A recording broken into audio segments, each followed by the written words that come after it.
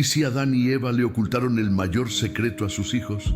¿Y si ese silencio cambiaría la humanidad? Hay 4 líneas en el Génesis que nadie analiza. No son las líneas del pecado, no son las líneas de la serpiente, son las líneas que vienen después. Cuando Adán y Eva ya están afuera del jardín, ya tienen hijos, ya están viviendo en la tierra maldita. Y en esas 4 líneas, el texto no registra una sola conversación. No hay un momento donde Adán le dice a Caín: mira, hijo, hubo un lugar, había luz, caminábamos con Dios en las tardes. No hay nada. El texto salta directo a las ofrendas, al altar, al asesinato. Y eso me perturbó. Porque imagínate lo que significa criar a un hijo en un mundo roto, sin explicarle por qué está roto, sin contarle que existió algo antes, sin decirle que el dolor que siente tiene un origen y que ese origen tiene nombre, y ese nombre lo cargas tú, como padre, en silencio, desde hace años. Fíjate bien en lo que eso significa. Caín nunca supo lo que perdió, y lo que no sabes que perdiste, eso es lo más peligroso que existe. Lo que vamos a hacer hoy es entrar exactamente ahí, en ese silencio, en esas 4 líneas que la Biblia dejó vacías. Y vamos a ver qué dice el texto de verdad, porque lo que dice cambia completamente la forma en que entiendes el primer asesinato de la historia humana. Y lo que dice de nosotros. Este canal existe para quienes tienen preguntas sobre la Biblia que nadie responde bien, ni el sacerdote ni el ateo. Para quienes crecieron con estas historias y en algún momento sintieron que la versión que les dieron era incompleta. Si eso eres tú, suscríbete. Publicamos lunes, miércoles y viernes, y ningún análisis se parece al anterior. Y si este tema ya te generó algo, el like le dice al algoritmo que este tipo de contenido tiene que llegar a quien también lo está buscando. Bien, antes de entrar, déjame decirte la versión que todos conocemos. Adán y Eva estaban en el jardín. Había una serpiente, había un fruto. Dios había dicho que no. Ellos comieron, fueron expulsados, tuvieron hijos. Caín mató a Abel. Fin. Esa es la versión del catecismo, la que te contaron en la primaria, en la misa del domingo, en la sobremesa de Semana Santa. Y si no eres creyente, es también la versión que tienes, porque la cultura secular mexicana la absorbió completa. No necesitas ir a misa para saber que Adán y Eva pecaron y que Caín era el malo. Las 2 versiones, la religiosa y la laica, llegan al mismo lugar. Una historia sobre la desobediencia, sus consecuencias y un hijo que salió mal. Y las 2 versiones tienen el mismo problema. La versión religiosa te dice que Adán y Eva fueron expulsados, que sufrieron, que se arrepintieron y que de alguna forma eso cerró el capítulo. La caída fue el evento. Lo que vino después fue la consecuencia. Punto. La versión secular te dice que es un mito fundacional sobre el origen del mal en el mundo, que Caín representa la envidia, Abel la inocencia, y que el mensaje es claro: la violencia viene de la envidia. Punto. Ninguna de las 2 se detiene en lo que pasó entre la expulsión y el primer asesinato. Ninguna de las 2 pregunta qué le contaron Adán y Eva a sus hijos sobre el jardín. Ninguna de las 2 se hace esa pregunta porque parece obvia. Claro que se los contaron. Son sus padres, son los únicos testigos. ¿Quién más iba a contarles? Y yo pensé lo mismo, por mucho tiempo, hasta que leí el texto despacio. Aquí está el primer problema. Abre el Génesis, capítulo 3, versículo 24. La expulsión. Capítulo 4, versículo 1. Conoció Adán a su mujer Eva, y ella concibió y dio a luz a Caín. Eso es todo. No hay transición, no hay conversación, no hay escena donde Adán se sienta con sus hijos y les explica lo que fue el jardín. El texto salta. de la expulsión al embarazo, de la puerta cerrada al primer hijo, como si los años entre esos dos momentos no existieran. Y fíjate bien en lo que eso significa. El texto bíblico que registra conversaciones de Dios con serpientes, que describe el color de los ríos del Edén, que da los nombres de los árboles, ese mismo texto no registra una sola palabra de Adán o Eva hablando con sus hijos sobre lo que perdieron. No es que el texto diga que se los contaron y nosotros lo asumimos, es que el texto no lo dice. El silencio está ahí, en el texto, siempre estuvo. Y la versión que circula, tanto la religiosa como la secular, simplemente saltó ese silencio. Lo dio por resuelto. Asumió que claro que se lo contaron, porque ¿qué padre no lo haría? Pero esa asunción no está en el texto. Lo que está en el texto es un salto, un vacío. 4000 años de interpretación llenaron ese vacío con lo que querían que dijera. Y nadie se detuvo a preguntar qué significa que el texto lo haya dejado vacío. Eso es la primera capa. No es que la versión que conoces sea mentira, es que está incompleta. Le falta la pregunta más importante. ¿Por qué el texto no registra esa conversación? Porque cuando empiezas a hacerte esa pregunta, el piso empieza a moverse. Pero hay algo peor que el silencio del texto. La versión que circula no solo ignora ese silencio, lo resuelve de una forma que contradice lo que el texto dice sobre Adán y Eva como personas. Piénsalo. La interpretación estándar los presenta como padres arrepentidos que cargan con las consecuencias de su error y siguen adelante. Sufrieron, aprendieron, construyeron una vida. La caída fue traumática, pero superada. Esa es la premisa estructural de la versión que conoces.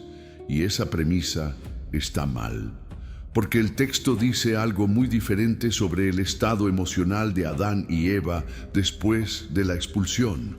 Génesis 3:24 describe a Dios colocando querubines con espadas de fuego giratorio para bloquear el camino de regreso al jardín. No es una imagen de cierre tranquilo, es una imagen de trauma activo. La puerta no solo se cerró, se puso custodia armada.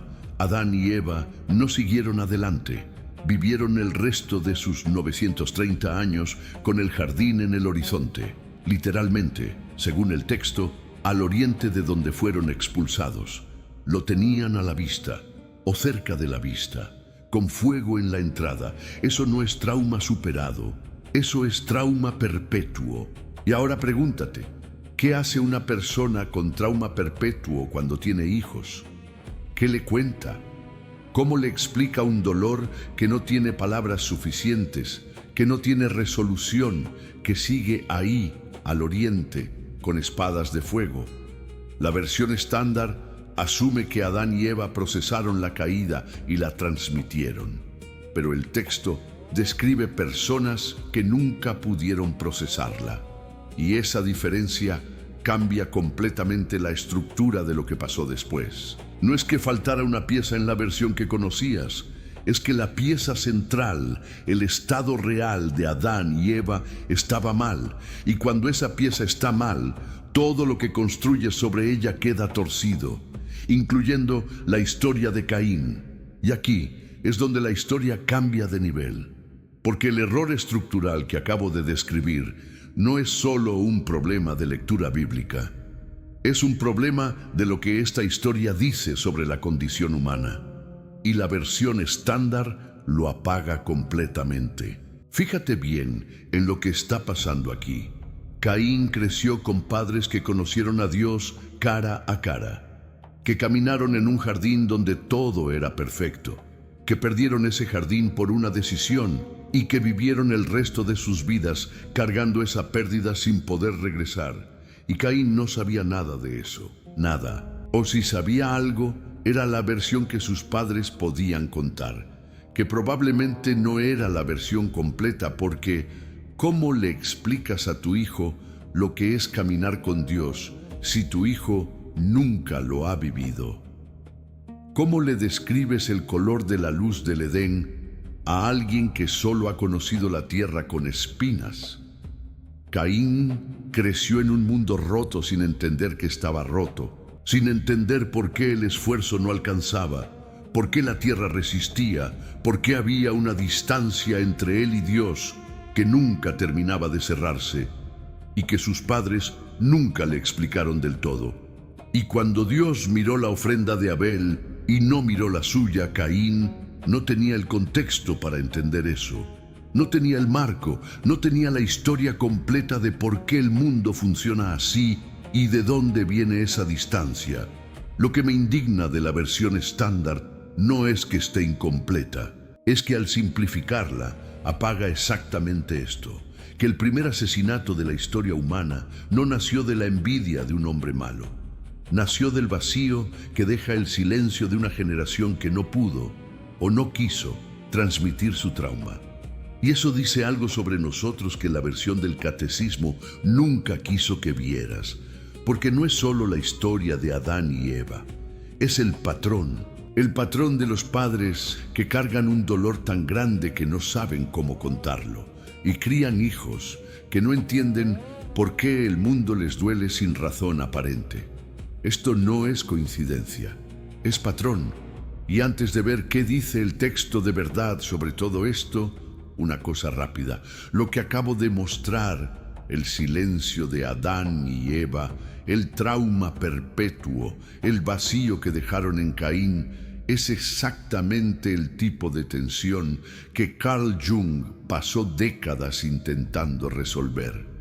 No como teólogo, como psicólogo que se atrevió a leer la Biblia con una honestidad que la mayoría de los teólogos no se permiten. Respuesta a Job es el libro más incómodo que Jung escribió.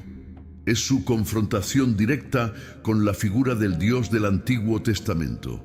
Un Dios que actúa, que calla, que mira a un hijo y no al otro sin explicación aparente. Jung lo lee como texto psicológico, no como dogma. Y lo que encuentra es perturbador de una forma muy parecida a lo que estamos viendo hoy. Si el argumento de este video te está generando algo, ese libro va a profundizarlo en una dirección que yo no puedo desarrollar en 20 minutos. Lo encuentras en la descripción y en YouTube Shopping. Pero sigamos, porque lo que viene ahora es la parte que más me interesa. Lo que el texto realmente dice cuando lo lees sin los filtros encima. Entonces, ¿qué dice el texto cuando lo lees despacio, sin la versión del catecismo encima? Dice esto, Génesis 4:1. Conoció Adán a su mujer Eva. La primera acción registrada después de la expulsión no es una conversación, no es una transmisión, es un acto de intimidad. Dos personas que acaban de perder todo y se aferran el uno al otro. El texto no describe elaboración, no describe explicación, describe presencia física, como si el lenguaje hubiera fallado y solo quedara el cuerpo. Y cuando nace Caín, Eva dice algo muy específico. He adquirido varón con la ayuda de Jehová. En hebreo, el verbo es caná, adquirir, crear, poseer.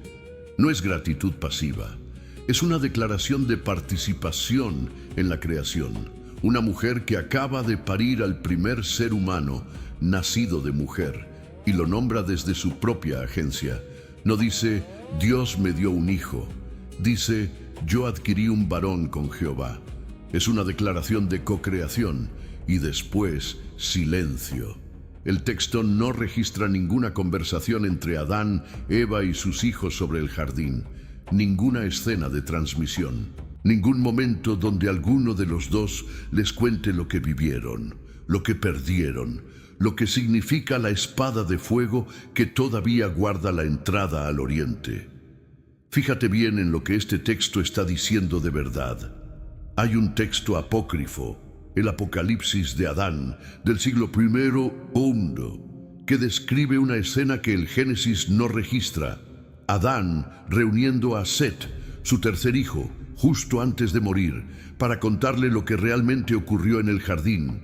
Le dice que él y Eva eran como ángeles eternos, antes de la caída, que el conocimiento que tuvieron fue real, que algo de ese conocimiento se perdió en la transmisión. El texto canónico no tiene esa escena, pero la sugiere con su silencio. Porque si Adán le contó todo a Set justo antes de morir, después de 930 años, eso significa que no se lo había contado antes, que esperó casi un milenio para hablar.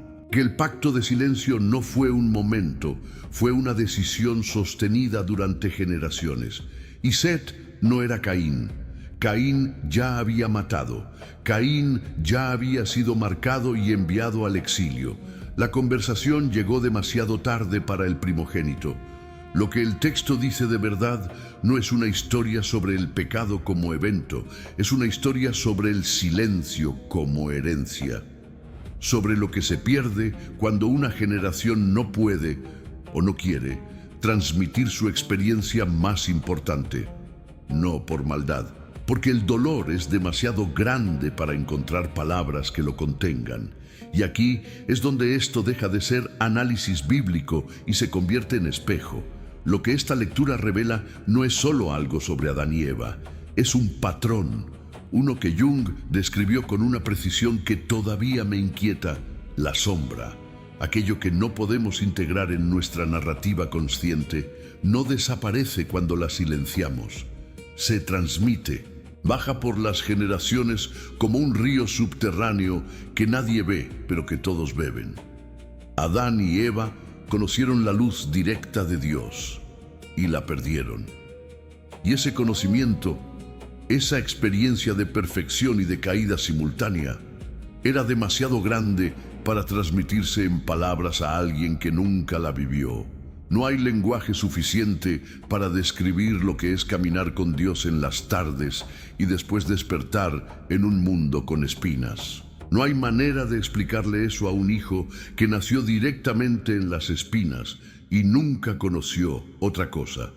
Entonces hicieron lo que hacen los seres humanos cuando el dolor supera el lenguaje. Callaron, no por crueldad, por incapacidad, por protección quizás, porque ¿cómo le dices a tu hijo que el mundo en el que nació es una versión degradada de algo que tú conociste y él nunca va a conocer? ¿Cómo transmites ese duelo sin destruirlo? ¿Cómo le explicas una distancia de Dios que él va a sentir toda su vida sin entender de dónde viene? La respuesta que eligieron: el silencio. No lo protegió, lo dejó sin contexto. Y un ser humano sin contexto para su propio dolor es un ser humano peligroso. Caín no era un monstruo, era un hombre que no entendía por qué el mundo le dolía, que no tenía el marco para procesar la distancia entre él y Dios, que cuando esa distancia se hizo visible, cuando Dios miró la ofrenda de Abel y a él no lo miró, no tenía herramientas para sostenerlo. Nadie le había explicado que esa distancia tenía nombre, que tenía origen, que sus propios padres la cargaban desde antes de que él naciera. Esto no es coincidencia, es patrón. Lo vemos en familias que cargan guerras no contadas, en hijos de sobrevivientes que heredan un miedo que no tiene nombre porque nadie se los dio, en generaciones que reproducen violencias que no entienden porque nadie les explicó de dónde vienen, porque quien podía explicárselas tampoco pudo procesar lo que vivió. La pregunta no es si lo crees, la pregunta es ¿qué dice esto de nosotros? Porque si el primer padre de la historia humana no pudo transmitir su experiencia más importante a sus hijos, si el hombre que caminó con Dios no encontró las palabras para contárselo a Caín, ¿qué nos dice eso sobre lo que nosotros tampoco estamos transmitiendo? ¿Qué silencio estamos convirtiendo en herencia sin saberlo? Después de esto, la forma en que leo cualquier texto bíblico cambió. Y hay una pregunta específica que ahora hago siempre antes de aceptar cualquier interpretación. La pregunta es esta: ¿qué no está diciendo este personaje? No qué dice, ¿qué calla?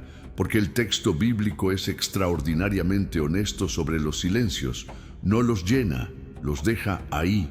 Y la interpretación estándar tanto la religiosa como la secular, tiene el hábito sistemático de llenar esos silencios con lo que le conviene, con lo que hace la historia más limpia, más moral, más transmisible en 15 minutos de sermón o en un párrafo de Wikipedia. Pero cuando te detienes en el silencio, cuando te preguntas por qué el texto no registró esa conversación, por qué ese personaje no habló en ese momento específico, por qué esa escena, que lógicamente tendría que existir, no está. Ahí es donde el texto empieza a decir cosas que ninguna interpretación te había dicho. Con Adán y Eva la pregunta fue, ¿por qué Génesis 4 no registra ninguna transmisión? No, ¿qué le contaron a Caín? Sino, ¿por qué el texto que describe el color de los ríos del Edén y los nombres de los árboles no registró esa conversación? Ese silencio del texto es datos, es información, no es un descuido del autor. Es un texto que describe personas que no podían hablar de lo que habían vivido. Hay 3 preguntas que ahora hago con cualquier texto bíblico antes de aceptar una interpretación. Primera, ¿qué escena debería estar y no está? Si el texto salta entre 2 momentos importantes sin registrar lo que lógicamente ocurrió entre ellos, ese salto es el lugar donde vive lo que la interpretación estándar enterró. Segunda, ¿quién habla y quién calla en esta historia?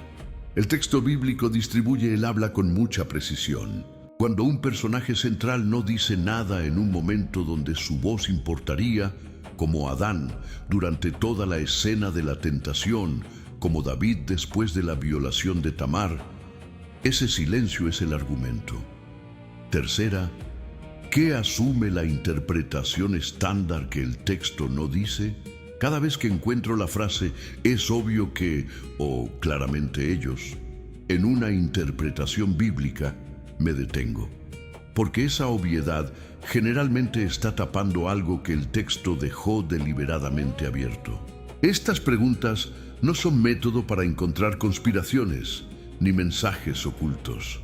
No estamos buscando códigos secretos. Estamos leyendo con la atención que el texto merece. La misma atención que le daríamos a cualquier documento histórico importante. Y cuando lo lees así, el texto empieza a hablar de una forma completamente diferente. Sería deshonesto de mi parte no decir esto. Lo que construimos hoy es sólido. El silencio del texto en Génesis 4 es real. El trauma perpetuo de Adán y Eva frente a la espada de fuego es real.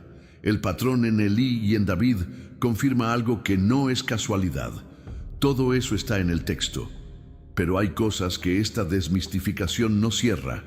La primera, no sabemos si el silencio de Adán y Eva fue consciente o inconsciente.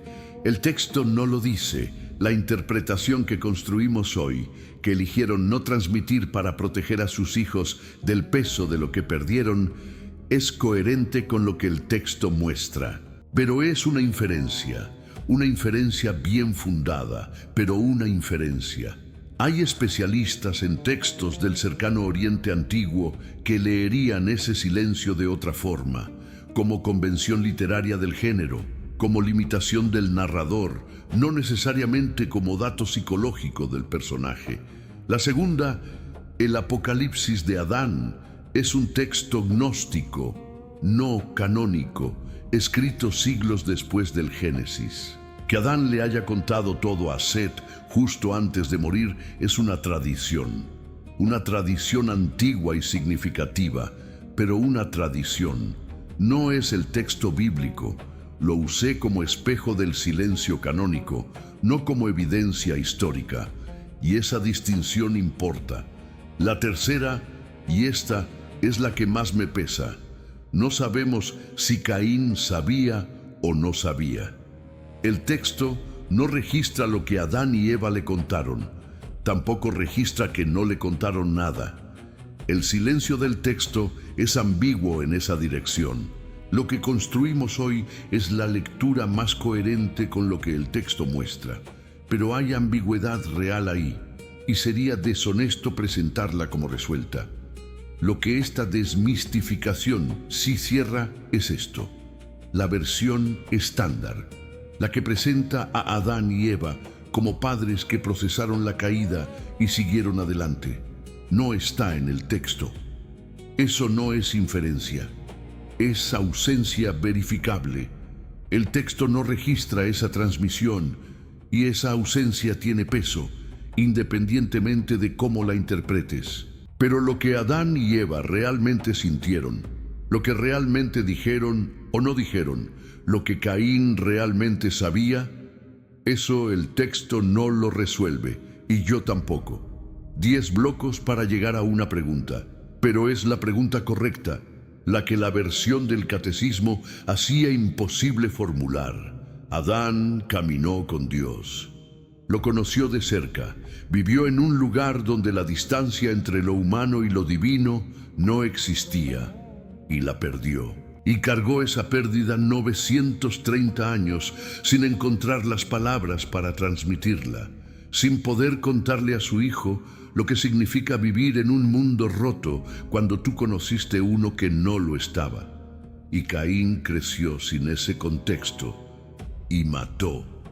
La pregunta que me queda, la que no puedo soltar después de todo esto, no es sobre Adán, no es sobre Caín, no es sobre el texto, es esta.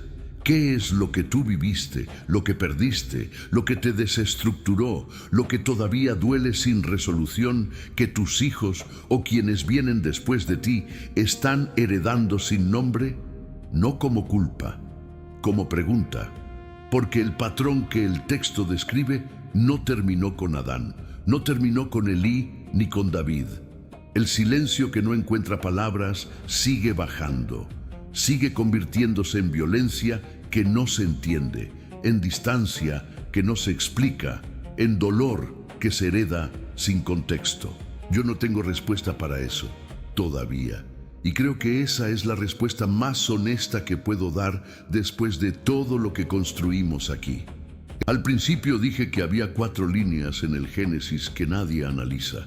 No las líneas del pecado, no las de la serpiente, las que vienen después, cuando Adán y Eva ya están afuera, ya tienen hijos, ya están viviendo en la tierra con espinas. Y el texto salta, sin conversación, sin transmisión, sin escena donde alguien le explica a Caín lo que se perdió. Entramos ahí. Y lo que encontramos no fue una historia sobre envidia, fue un diagrama del silencio como herencia, del dolor que no encuentra palabras y baja por las generaciones hasta convertirse en violencia que nadie entiende porque nadie la nombró. Esas 4 líneas vacías dijeron más que 4000 años de interpretación que las llenó con lo que le convenía decir. Si saliste de este video con algo que todavía no sabes bien cómo nombrar, eso que se mueve cuando te preguntas qué silencio estás convirtiendo en herencia, Respuesta a Job de Jung es una buena compañía para ese proceso. No lo va a resolver, lo va a habitar contigo. Y a veces eso es lo único honesto que se puede hacer con ciertas preguntas. Lo encuentras en la descripción. En los comentarios quiero saber esto. ¿Qué silencio reconoces en tu propia historia? Algo que una generación anterior no pudo nombrarte, que hoy tiene más sentido después de lo que vimos. No tienes que responder con certeza. Con la pregunta es suficiente. Si este tipo de análisis es lo que andabas buscando, sin predicación, sin debunking, solo lectura honesta del texto, comparte con quien también esté en esa búsqueda.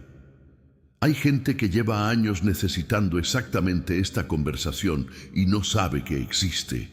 Y si llegaste hasta aquí, ya sabes lo que este canal hace. Nos vemos el lunes.